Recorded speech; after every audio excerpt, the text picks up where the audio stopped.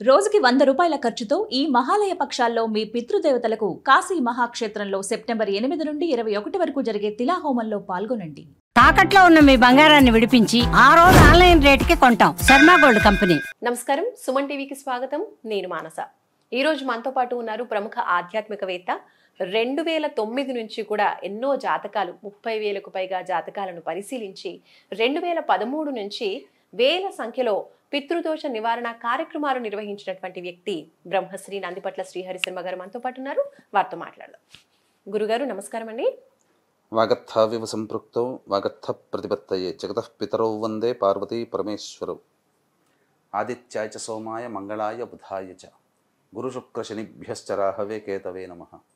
శృంగేరి జగద్గురు పీఠాధిపతులకి, కంచి పీఠాధిపతులకి నమస్కారములు తెలియజేసుకుంటూ కార్యక్రమాన్ని ప్రారంభిద్దాం. గురుగారు, సెప్టెంబర్ 21 సూర్యగ్రహణం అంటున్నారు. మొన్న చూసాం చంద్రగ్రహణం, ఇప్పుడు సూర్యగ్రహణం అంటున్నారు. మరి సూర్యగ్రహణం మన దేశం పైన ప్రభావం చూపిస్తుందా? అసలు సూర్యగ్రహణం ఏ దేశాల్లో ఉంది, అలాగే మన దేశం పైన ఎటువంటి ప్రభావం చూపిస్తుంది తెలియచేయండి. చాలామంది ప్రేక్షకుల్లో ఉండేటువంటి సందేహమేనమ్మా. ఎందుకనంటే గ్రహణాలు అనేటువంటివి ప్రతి సంవత్సరం వస్తూనే ఉంటాయి. అసలు గ్రహణాలు లేని సంవత్సరం కూడా ఉంది. కరోనా వచ్చిన సందర్భంలో ఆ సమయంలో 2020లో ఏ గ్రహణాలు లేవు. కానీ ప్రధానంగా గ్రహణాలు మనకు చాలామంది భయపడుతూ ఉంటుంటారు, భయపెట్టిస్తూ ఉంటుంటారు. గ్రహణాలు ఏం చెబుతాయి అనంటే, గ్రహణాల వల్ల సమస్యలు రావమ్మా. సమస్యలు వస్తున్నాయని గ్రహణాలు చెబుతాయి. ఒక సూచిక. దాన్ని ఆ విధంగా ఆ కోణంలో చూడాలి. అంతే తప్ప గ్రహణం అనగానే భయపడాల్సింది లేదు. ఇప్పుడు మొన్న జరిగినటువంటి 7వ తారీఖు రోజున జరిగినటువంటి చంద్రగ్రహణం తీసుకుందాం. ఈ చంద్రగ్రహణ ప్రభావ తదనంతరం కొన్ని ఇబ్బందికర పరిస్థితులు వస్తాయి, ప్రపంచవ్యాప్తంగా ఉంటాయి. ఈ సూర్యగ్రహణం కూడా 21వ తారీఖు రోజున వస్తుంది. చాలామంది ఈ సూర్యగ్రహణం కూడా మనకు ఉంటుందేమో అని చెప్పి చాలామంది భయపడుతూ నన్ను చాలామంది అడిగారు. కామెంట్ రూపంలో కూడా అనేక వీడియోలో పెట్టారు.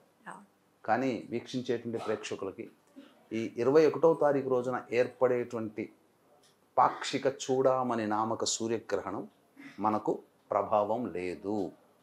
ఆచార నియమాలు పాటించాల్సిన అవసరము లేదు.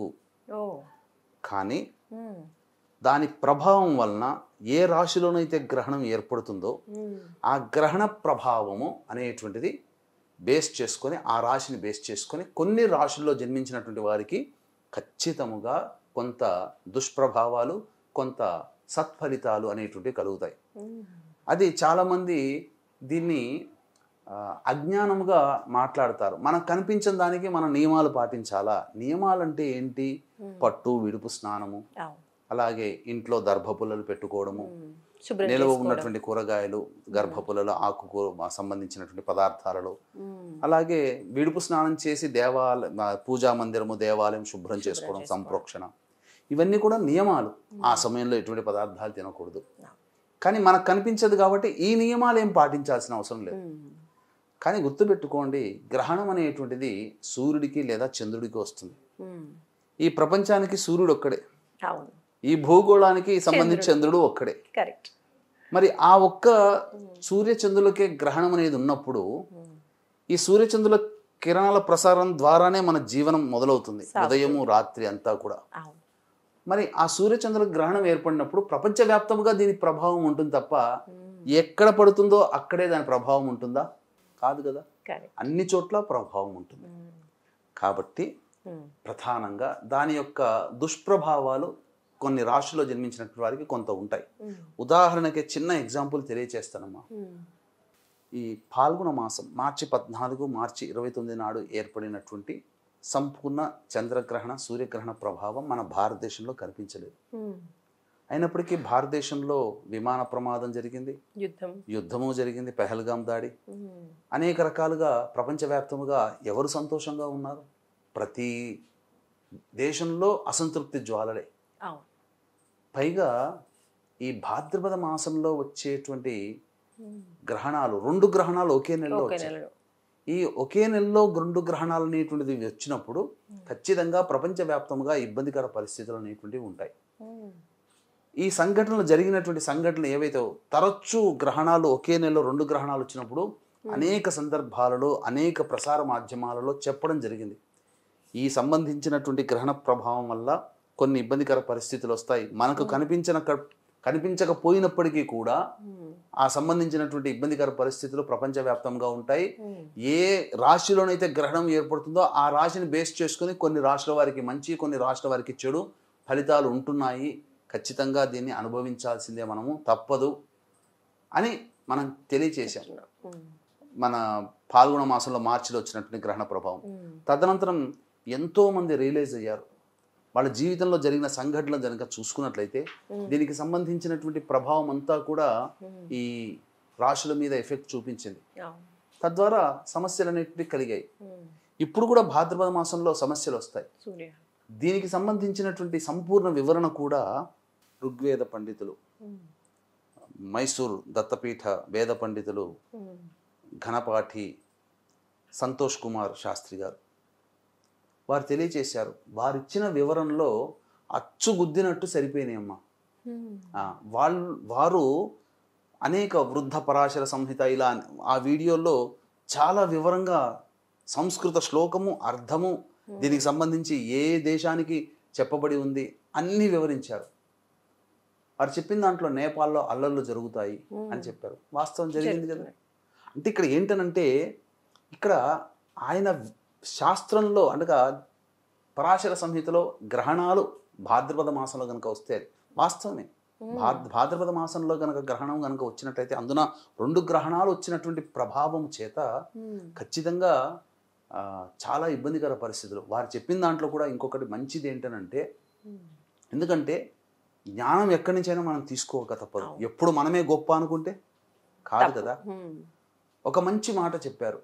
ఈ భాద్రపద మాసంలో వచ్చినటువంటి 2 గ్రహణాల ప్రభావం వలన శాస్త్రంలో చెప్పబడినటువంటిది హైందవేతర శక్తి నశించిపోతుంది అని చెప్పాడు. అంటే ఎవరైతే సనాతన ధర్మాన్ని పాటిస్తున్నారో వారు రక్షింపబడతారు. సనాతన ధర్మాన్ని పాటించని దేశాలు ఏవైతే ఉన్నాయో అవి పీడించబడతాయి. ఇప్పుడు జరగబోతుంది అదే కదా. మన భారతదేశం ఉన్నతమైన స్థానానికి చేరుకుంటుంది సనాతన ధర్మాన్ని పాటించేది. మళ్ళీ నేపాల్లో అల్లర్లకి కారణం ఒకప్పుడు సనాతన ధర్మం ఉండేది, ఈ మధ్య కమ్యూనిజం భావాలు ఉండడం, మళ్ళీ ఇప్పుడు దాన్ని తీసుకురావాలనే కదా అల్లర్లు. ఎవరికి రాజకీయ కాంక్ష కోసం కాదు, ధర్మం వైపు వెళ్ళట్లేం, కమ్యూనిజం భావాలు ఉన్నాయి. హిందూ దేశంగా నేపాల్ లేకుండా పోయింది అని. అలాగే ప్రపంచవ్యాప్తంగా దాడులు చూసినట్లయితే ఇజ్రాయెల్ దాడి చేసింది. ఎక్కడ చేసింది? ఎప్పుడు కూడా పక్కనున్న ఇరాక్ మీదనో ఇరాన్ మీదనో ఉండేటివి. కానీ ఈసారి Doha United Arab Emirates UAE యొక్క దేశ రాజధాని దోహాలో దాడి చేసింది. అంటే అక్కడ ఏం జరగబోతుంది? ఆ హైందవేతరుల శక్తి నశించిపోతుందనంటే అదేదో సినిమాలో చూపించినట్టు మాయమైపోరు, ఎడారిలో ఏం కాదు. హైందవేతరుల శక్తులు వేరే ఏ మతాలు ఇతర మతాలు ఉన్నాయో వాళ్ళు కొట్లాడుకుంటారు. ఇప్పుడు జరుగుతుంది అక్కడ అదే కదా. ఇజ్రాయెల్ అరబ్ కంట్రీస్ మీద 2 ఇతర మతాల వాళ్ళు యుద్ధాలు చేసుకుంటున్నారు. దీని తర్వాత అనేక పరిణామాలు ఉంటాయి. కాబట్టి గ్రహణ ప్రభావం అనేటువంటిది తదనంతరం కొన్ని ఇబ్బందికర పరిస్థితులు ఉండక తప్పదమ్మా. మరి ఇప్పుడు వచ్చేటువంటి సూర్యగ్రహణం ఏ రాశిలో వస్తుంది, ఏ రాశులపైన ఎలాంటి ప్రభావం చూపిస్తుందో కూడా తెలియజేయండి. ఇక్కడ మళ్ళీ ఇంకొకసారి వీక్షించేటువంటి ప్రేక్షకులు కూడా తెలియజేస్తున్నానండి. గ్రహణము మనకు కనిపించదు, ఆచార నియమాలు పాటించాల్సిన అవసరం లేదు. కానీ ప్రధానంగా ఈ విశ్వానికి మనం నివసిస్తున్నటువంటి భూగోళానికి ఒకటే సూర్యుడు, ఒకటే చంద్రుడు. ఆ సూర్యచంద్రులకి గ్రహణాలు ఏర్పడినప్పుడు ఏ నక్షత్ర మండలము ఏ రాశిలో ఏర్పడుతుందో ఆ రాశిని బేస్ చేసుకొని కొన్ని రాశుల వారికి ఇబ్బందికర పరిస్థితులు, కొంతమందికి మంచి. ఇబ్బంది అంటే ఏమవుతుంది? మనిషి ఏమీ ఇబ్బందులు అంటే అనుకున్న పనులు డిలే అవుతుండడము, సమస్యలు ఎక్కువగా ఉండడము, డబ్బును నష్టపోవడము, కుటుంబపరంగా చికాకులు పెరగడము, మానసికమైన ప్రశాంతత లేకుండా ఉండడము, చిన్నపాటి అనారోగ్య సమస్యలు రావడం, ఇవి ఇబ్బందులు. ఫలితాలు అన్నప్పుడు వీటికి రివర్స్గా మంచి జరుగుతుండడం. 10 రూపాయలు వస్తే సంతోషం అనుకున్న దానికి 100 రూపాయలు వచ్చి చేరుతాయి. ఆరోగ్యం తొందరగా కుదుటపడుతుంది.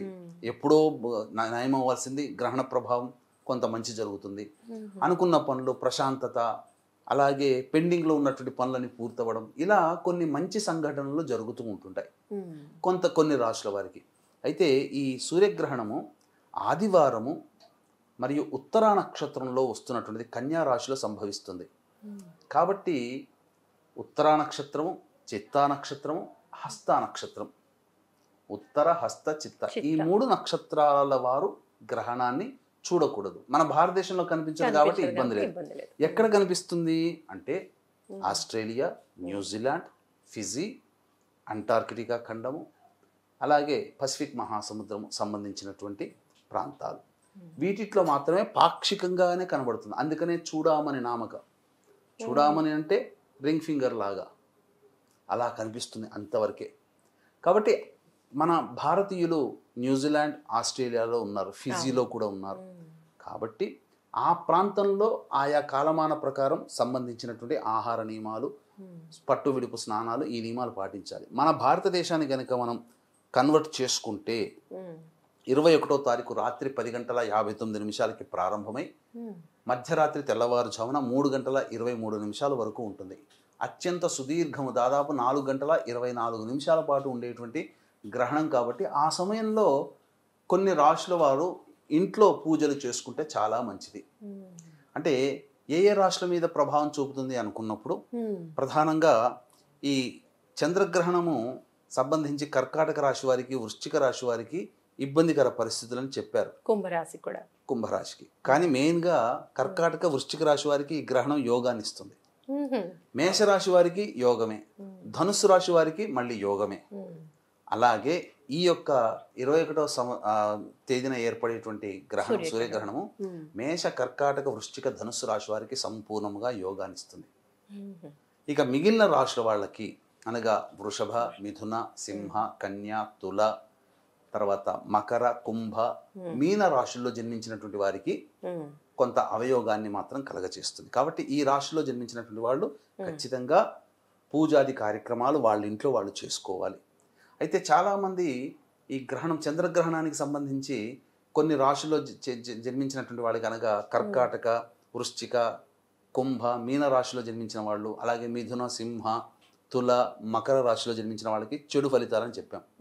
కాబట్టి అప్పుడు గ్రహణ దోష నివారణ పూజలు జరిపించుకోలేని వాళ్ళు ఎవరైతే ఉన్నారో ఈ సూర్యగ్రహణం నాడు దేవతా ఆరాధన చేసుకున్నారు. లేదా మన పీఠం ఆధ్వర్యంలో గ్రహణ దోష నివారణకు సంబంధించి ఈ సెప్టెంబర్ 22వ తారీఖు రోజున సూర్యగ్రహణ దోష నివారణ కార్యక్రమాలు చంద్రగ్రహణం నాడు చేసుకోలేని వాళ్ళు కూడా ఈ సూర్యగ్రహణం నాడు కనుక ఆ గోత్రనామాలు నమోదు చేసుకుంటే వారికి సంపూర్ణముగా తొలగిపోతుంది.